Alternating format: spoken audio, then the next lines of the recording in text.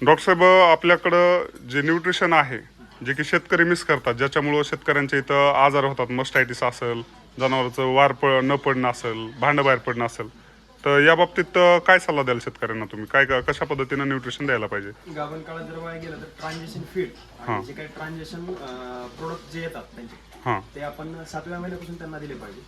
तर बरेच शेतकरी यूजच करत नाहीत या गोष्टीचा.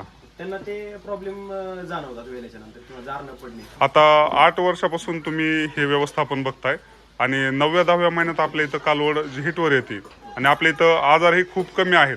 त्याचं मेन रिझन म्हणजे त्यांना योग्य वेळेस न्यूट्रिशन देणं. योग्य वेळेस न्यूट्रिशन आणि फिजिकली मेंटेन आहेत गाई माझे. हां, फिजिकली मेंटेन आहे. हे केलं पाहिजे. तर हाच महत्त्वाचा सल्ला आहे की तुम्ही न्यूट्रिशन, जे ट्रान्झॅक्शन फीड असेल, पार्च्युरेशनच्या नंतरचं फीड असेल, गाभण काळातलं जे फीड असेल, या गोष्टींना जर तुम्ही महत्त्व दिलं तर तुमचा दुधाचा व्यवसाय कधीही तुम्हाला तोट्यात घेऊन जाणार नाही. बाकी चारा व्यवस्थापन आहेच आणि न्यूट्रिशनमध्येच चारा हा पार्ट येतो. त्याच्यामुळे तुम्ही सगळ्यात महत्त्वाचं व्यवस्थापन जर जनावरांचं चांगलं केलं तर तुम्हाला नफ्याकडे घेऊन जाणारा व्यवसाय म्हणून दूध व्यवसाय पाहायला मिळतो. डॉक्टर साहेब, थँक्यू सो मच तुम्ही दिलेल्या मार्गदर्शन माहितीबद्दल.